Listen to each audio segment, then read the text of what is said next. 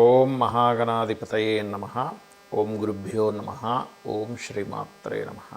పరమేశ్వర స్వరూపమైనటువంటి జ్యోతిష, వాస్తు మరియు ఇతర అనేకమైనటువంటి శాస్త్రములను మనకు అందించినటువంటి మహర్షులకి నమస్కారం. హయగ్రీవ హయగ్రీవ హయగ్రీవేతి యో వదేత్తస్స నిస్సరతే వాణీ జహ్నుకన్యా ప్రవాహవత్. అరుణాం కరుణాతరంగితాక్షీం ధృతపాశాంకుశపుష్పబాణచాపాం అనిమాదిభిరావృతాం మయూకైః అహమిత్యేవ విభావయే భవానీం. శ్రీమాత్రే నమః.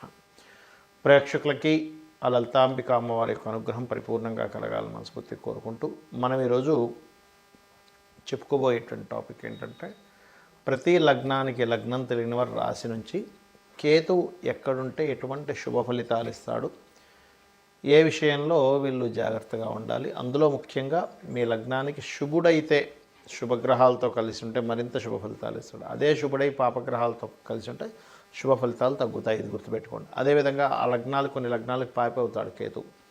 అలా అయి పాపగ్రహాలతో కలిసి ఉన్నప్పుడు మీకు పాప ఫలితాలు మరింత పెరుగుతాయి. శుభగ్రహాలతో కలిసి ఉంటే శుభ ఫలితాలు పెరుగుతాయి, పాప ఫలితాలు కొంచెం తగ్గుతాయి. ఇది ముఖ్యంగా ఫార్ములా. అయితే ఇందులో ఆ ఒక్క గ్రహమే కాకుండా మిగతా గ్రహాల యొక్క కాంబినేషన్ బట్టి ప్రతిదీ కూడా ఫలితం ఇస్తూ ఉంటుంది.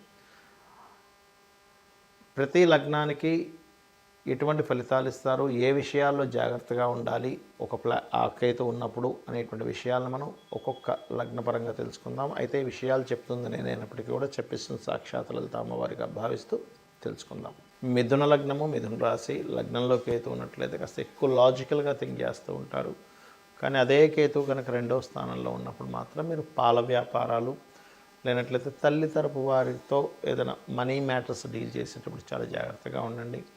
మూడులో కేతు ఉన్నప్పుడు మాత్రం మీకు మీ యొక్క సహోదర వర్గానికి మరియు మీ తండ్రి గారికి ఈ మధ్యలో ఏదైనా మిస్కమ్యూనికేషన్స్, అంటే మీకు మీ తండ్రి గారికి కమ్యూనికేట్ చేసే విషయంలో సహోదర వర్గం మూలంగా కొన్ని మిస్కమ్యూనికేషన్స్ అయ్యే ఛాన్సెస్ ఉంటాయి. నాలుగో స్థానంలో కేతు ఉన్నట్లయితే మిథునం వారు ప్రధానంగా అది గోచారంలో ఉన్నా లేనట్లయితే జన్మజాతకంలో ఉన్నా కూడా ఎడ్యుకేషన్ విషయంలో ఏదైనా కొన్ని అనుకున్నది ఒకటి ఇంకోటి చదవడం కానీ, లేనట్లయితే చిన్న చదువు విషయంలో చిన్న డిస్టర్బెన్సెస్ వస్తాయి. కాకపోతే నాలుగో స్థానాధిపతి బాగుంటే మళ్ళీ అలా రాదు. అయితే ఇక్కడ ఒకటే గుర్తుపెట్టుకోండి, ఆ అధిపతి బాగుంటే మళ్ళీ దాని యొక్క ప్రభావం తగ్గుతుంది. పంచమకేతువు సంతాన సంబంధించినటువంటి విషయంలో జీవిత భాగస్వామికి మీకు సరైనటువంటి, అంటే ఉదాహరణకి కొంతమంది వెంటనే సంతానం పొందామంటే జీవిత భాగస్వామి వద్దనడం, లేనట్లయితే ఇద్దరు ముగ్గురు సంతానం కావాలనుకుంటే జీవిత భాగస్వామి ఒకళ్ళే అనడం, ఇట్లాంటి చిన్న డిస్టర్బెన్స్ వస్తాయి చదువు సంతానం విషయంలో.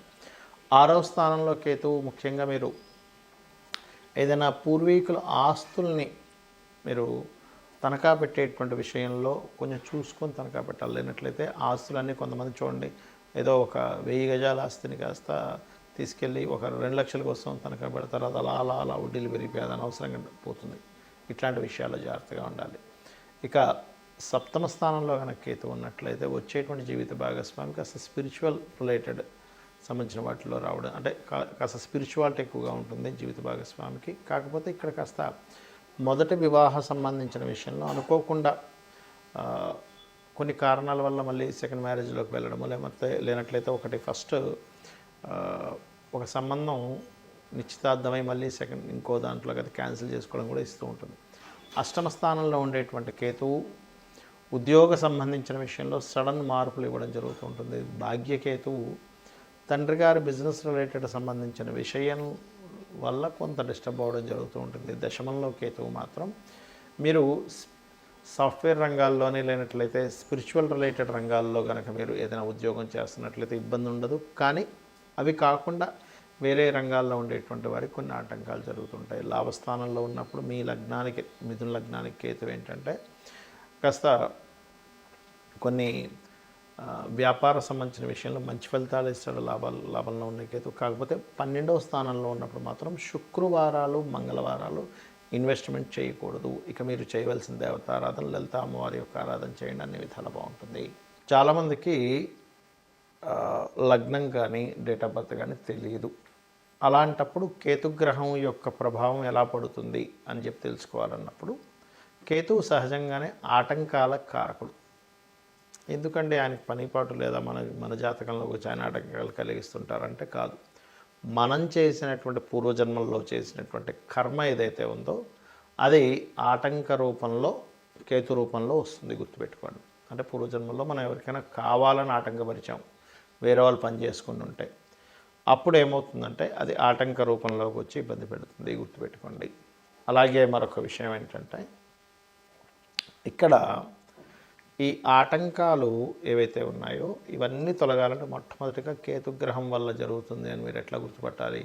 ప్రతిసారి ఆటంకం జరుగుతుంది, లేట్ అవుతుందా ఆటంకం అవుతుందా, రెండు రకాలు. ఇక్కడ లేట్ అవ్వడం ఈజ్ డిఫరెంట్, అప్పుడు శని ప్రభావం. కానీ ఆగిపోతుంది, స్ట్రక్ అయిపోతుంది. ఒక రూట్లో దగ్గరికి వెళ్తున్నారు, అక్కడ కంప్లీట్గా స్ట్రక్ అయిపోయింది, మళ్ళీ వెనక్కి తిరిగి రావాల్సి వచ్చింది అంటేనే కేతు. ఎందుకంటే రెట్రో ప్లానెట్స్ అంటారు వాటిని.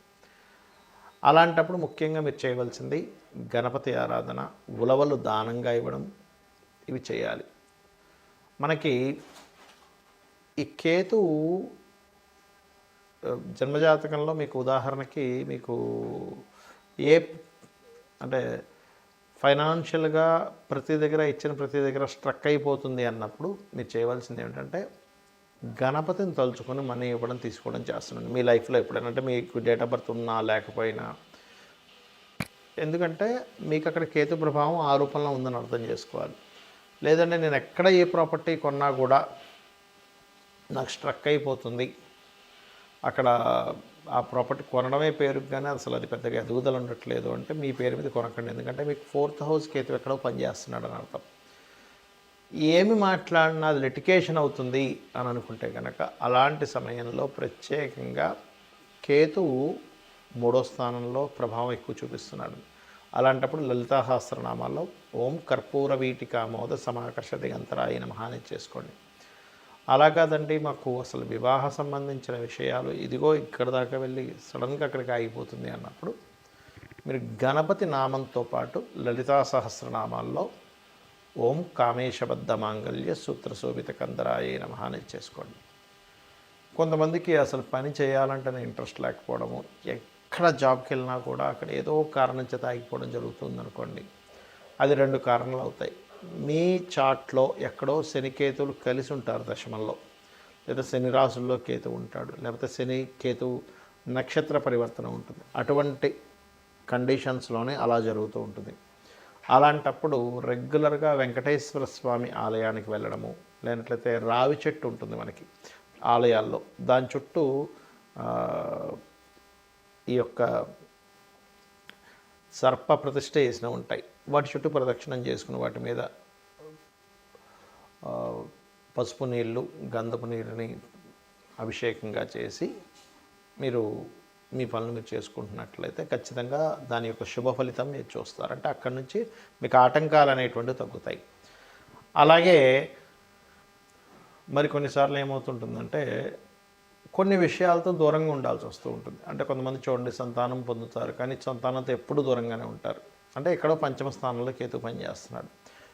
కొంతమంది వివాహం చేసుకొని జీవిత భాగస్వామితో దూరంగా ఉంటూ ఉంటారు. అంటే ఆ అబ్బాయి ఇక్కడ, లేకపోతే అమ్మాయి ఇంకో దగ్గర ఎక్కడ ఉండడం, లేకపోతే అమ్మాయి ఇక్కడ ఉంటే అబ్బాయి విదేశాల్లో ఉండడం జరుగుతుంటుంది. వీటన్నిటికీ కారణం ఏమిటి?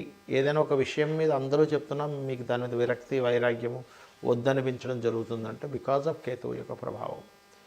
ఇది మీకు అంటే ఎలాగా ఇప్పుడు కొంతమంది చూడండి ఇంట్లో వివాహం చేసుకోమంటుంటారు కానీ ఇది చేసుకొని అంటుంటాడు. కారణం ఏంటంటే 7th హౌస్కి ఎక్కడో దాని యొక్క ప్రభావం పడింది అని అర్థం. ఆ రకంగా మీకున్నటువంటి గ్రహస్థితి రీత్యా మీరు ఫలానా సంబంధించిన విషయంలో నాకు విరక్తి వైరాగ్యము చాలా ఏదో తెలియని ఒక ఎడబాటు లేనట్లయితే ఆటంకాలు కలుగుతున్నాయంటే ఒకటే గుర్తుపెట్టుకోవాలి. కేతుగ్రహం దగ్గర దీపారాధన చేసుకుంటూ గోవులకి గ్రాసము తినిపిస్తూ గణపతి ఆరాధన కనుక చేసినట్లయితే 100% మీరు ఏదైతే ఇబ్బంది పడుతున్నారో లైఫ్లో, దేంతో అయితే విడదీయబడుతున్నారో 100% దాని నుంచి బయటపడడం జరుగుతుంది. ఇక మీరు ఇంకొక విషయం ఏంటంటే ఎప్పుడు కూడా ఒక గ్రహ సంబంధించినటువంటి ఫలితాలు బ్యాడ్గా వస్తున్నాయి అంటే మీ పర్సనల్ చార్ట్లో ఆ గ్రహానికి సంబంధించిన వాటి జోలికి వెళ్ళకపోవడం మంచిది. అంటే 4th హౌస్లో ఉంది, అప్పుడు మీ పేరు మీద ప్రాపర్టీస్ ఉండకపోవడం మంచిది, గుర్తుపెట్టుకోండి. లేదంటే 12th హౌస్లో ఉంది, మీ పేరు మీద ఏదైనా ఇన్వెస్ట్మెంట్స్ చేయకపోవడం మంచిది. లేదంటే బుధరాశుల్లో ఉంది కేతు ఎక్కువగా, లేదా బుధుడితో కలిసింది, మీ పేరు మీద బిజినెస్లు ఉండకపోవడం మంచిది. అలాగా అసలు ఏ రాశుల్లో ఉంది, ఏ సంబంధించినటువంటిది ఎలా ఉంది అనేటువంటిది తెలుసుకోవాలి. ఇక్కడ మరొక విషయం ఏంటంటే, మరి చాలామందికి సందేహం వస్తుంది, ఏమండి మరి పిల్లల స్థానంలోని వివాహ జీవిత భాగస్వామి స్థానంలోని పెళ్లి చేసుకోకూడదు అంటే అలా కాదు. కొన్నిసార్లు ఏమవుతుందంటే పిల్లల్ని దూరంగా పెంచాల్సినటువంటి స్థితులు వస్తాయి. అలాంటప్పుడు దాన్ని యాక్సెప్ట్ చేయాలి. కొన్నిసార్లు జీవిత భాగస్వామితో దూరంగా ఉండవలసిన పరిస్థితి వస్తుంది, దాన్ని యాక్సెప్ట్ చేయాలి. యాక్సెప్ట్ చేయకపోతే అక్కడ ఇబ్బంది వస్తుంది, గుర్తుపెట్టుకోండి. ఇక మీరు ప్రతిరోజు లలిత అమ్మవారి యొక్క స్తోత్ర పఠనం చేయండి, అనే విధాలు బాగుంటుంది. శ్రీమాత్రే నమః.